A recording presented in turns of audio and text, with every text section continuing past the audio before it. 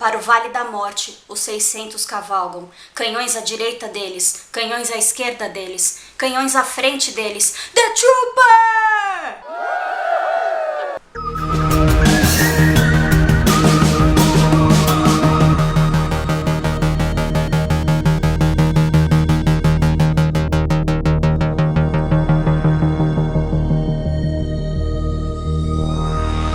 Em 1983, a banda de heavy metal britânica Iron Maiden lança o seu álbum Peace of Mind. Uma das faixas é The Trooper, composta pelo nosso entusiasta de história, o baixista Steve Harris. A faixa é baseada em um episódio sangrento que aconteceu na Batalha de Balaclava durante a Guerra da Crimeia. Esse episódio é visto por alguns como um ato de bravura, por outros como uma coisa extremamente estúpida. A Guerra da Crimeia é lembrada por manobras desastrosas por parte dos comandantes de ambos os lados. E apesar dos efeitos imediatos da guerra terem sido insignificantes, no longo prazo, ela mudou o curso da história e acabou criando eventos que levariam a Europa à Primeira Guerra Mundial. Então vamos primeiro entender o que foi a Guerra da Crimeia e depois vamos destrinchar a música e entender melhor o que foi e o que aconteceu naquele fatídico dia na Batalha de Balaclava.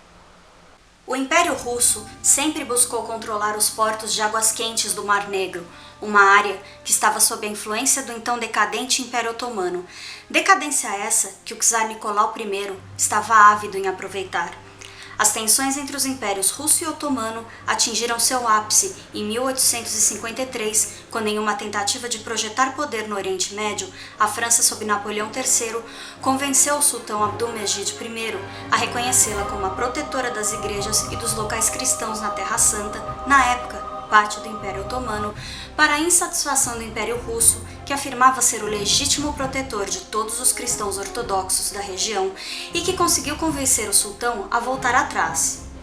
A França respondeu enviando sua frota ao Mar Negro e a Rússia, desafiada, invadiu os principados otomanos da Moldávia e Valáquia, na atual Romênia.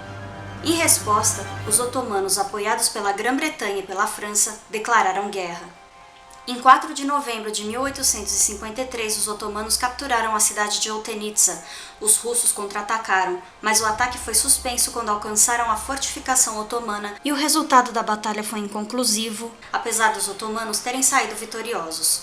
Em 30 de novembro, navios russos em patrulha destruíram as fragatas da Marinha Otomana ancoradas no porto da cidade de Sinop. Em fevereiro de 1854, a Grã-Bretanha e a França deram um ultimato ao Império Russo, que se retirassem dos Balcãs ou eles se juntariam ativamente à guerra.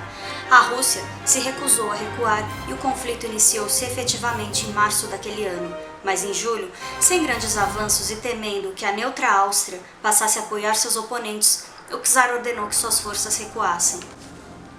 Com as hostilidades temporariamente suspensas, a guerra poderia ter sido encerrada, mas Grã-Bretanha e França, ávidas em colocar um fim à expansão russa e temerosas da opinião pública pró-guerra, decidiram continuar. Em 16 de setembro de 1854, o bloqueio naval e o cerco terrestre à cidade portuária fortificada de Sebastopol foi iniciado, o que prejudicaria o poder naval russo no Mar Negro, reduzindo sua influência no Oriente Médio e nos Balcãs. Em 20 de setembro, a coligação aliada derrotou os russos em menor número na Batalha de Alma. Após 3 horas de luta, o exército russo recuou, mas os aliados não puderam avançar e perseguir os russos por falta de cavalaria.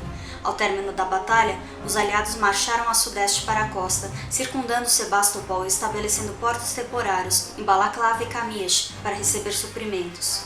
Em outubro, eles começaram a sitiar a cidade com canhões enviados pelo mar, mas a cólera causou baixas no exército britânico. Consequentemente, encorajados, em 25 de outubro, os russos atacaram ferozmente os ingleses em Balaclava, enviando 25 mil homens para destruir a cadeia de suprimentos entre o porto e as linhas aliadas, mas a sangrenta batalha acabou inconclusiva. Apesar de o cerco a Sebastopol continuar, a moral dos britânicos havia sido perdida em Balaclava e a desorganização das tropas continuaria a prejudicar os aliados. A essa altura, os estrategistas russos acreditavam que os suprimentos dos aliados estivessem vulneráveis e, em 5 de novembro, organizaram uma força de 42 mil homens para atacar os britânicos na vila de Inkerman antes que reforços chegassem. Apesar de estarem em desvantagem numérica severa e terem sido pegos de surpresa, os aliados obtiveram a vitória graças a uma contraofensiva dos soldados franceses. A intensa neblina durante a batalha fez com que muitas das tropas de ambos os lados fossem isoladas em grupos menores, lutando como podiam. Assim, a batalha ficou conhecida como a Batalha do Soldado. O ataque russo, embora mal sucedido, negou aos aliados qualquer tentativa de obter uma vitória rápida no cerco a Sebastopol. O frio intenso do inverno e a escassez de suprimentos paralisou as operações. Uma grande tempestade de neve no final de novembro destruiu 30 navios dos aliados que transportavam, entre outros suprimentos, roupas para o inverno. A hipotermia vitimou muitos soldados. Em fevereiro de 1855, os russos realizaram a última grande tentativa de escapar do cerco, atacando uma base otomana na cidade de Eupatória. Em março, foi finalizada uma ferrovia que transportaria armas e suprimentos da coligação anglo-francesa do porto para as linhas de cerco com mais rapidez. Além disso, a Sardenha enviou 18.000 soldados na tentativa de estreitar os laços com a França. Mesmo assim, quando Sebastopol caiu em setembro, ambos os lados estavam exaustos e nenhuma outra operação foi conduzida na Crimeia até a chegada do próximo inverno. Após batalhas inconclusivas, diversas cidades trocaram de mão, mas nenhum dos lados conseguiu ganhos decisivos. Com efeito, ao final de 1855, todas as nações estavam cansadas das notícias da guerra. Do lado da Grã-Bretanha, o primeiro-ministro Lord Palmerston mostrava-se interessado em continuar no conflito para paralisar permanentemente o Império Russo, mas pressões populares e a aliada França forçaram-no a engajar em negociações de paz. Do outro lado, o novo czar Alexandre II foi pressionado a selar a paz depois que Áustria, Prússia e Suécia ameaçaram se juntar à guerra do lado dos aliados. A guerra terminou com a assinatura do Tratado de Paris em 30 de março de 1856. Vamos agora então entender a ação descrita na música.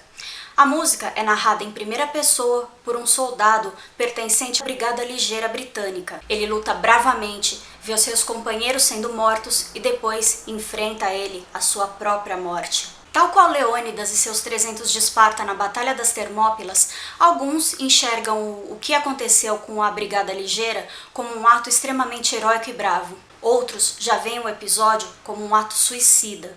Então, o que aconteceu na Batalha de Balaclava e, principalmente, o que aconteceu aos soldados da Brigada Ligeira? A Batalha de Balaclava começa. Na colina de Woronzov, a primeira linha de defesa, composta por otomanos, foi rapidamente rendida e os russos ainda capturaram canhões otomanos. A cavalaria russa marcha então colina abaixo para atacar a segunda linha de defesa no vale ao sul. Mas lá, uma força combinada do 93º Regimento dos Highlanders, que eram os mais corajosos e tinham as roupas mais legais, e a infantaria otomana foi capaz de segurar a cavalaria inimiga em uma defesa que ficou conhecida como a Fina Linha Vermelha. No vale ao norte, é realizada uma carga de cavalaria da Brigada Ligeira a partir de uma ordem que dizia para tentar recuperar os canhões capturados.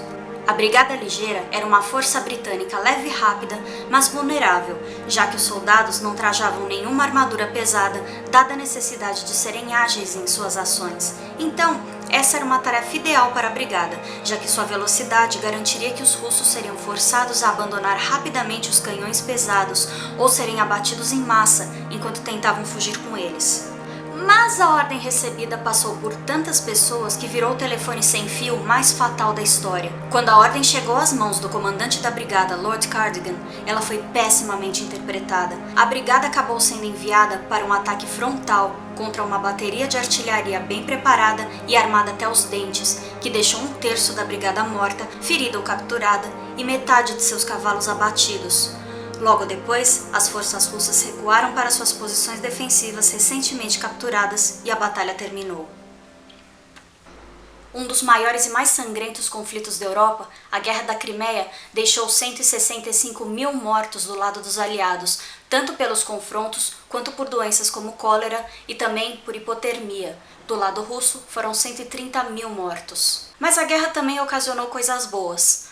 Para a Grã-Bretanha, por exemplo, o trabalho admirável de Florence Nightingale e Mary Seacole acabaram profissionalizando o ofício da enfermagem no Reino Unido, melhorando de uma maneira geral a saúde da sociedade britânica. Do lado russo, foi colocado um holofote sobre a precariedade do país e diversas modernizações em todos os setores da sociedade, nas comunicações e no transporte, por exemplo, aconteceram. Se você gostou desse vídeo, dá um joinha. Se não gostou, os canhões russos vão te pegar!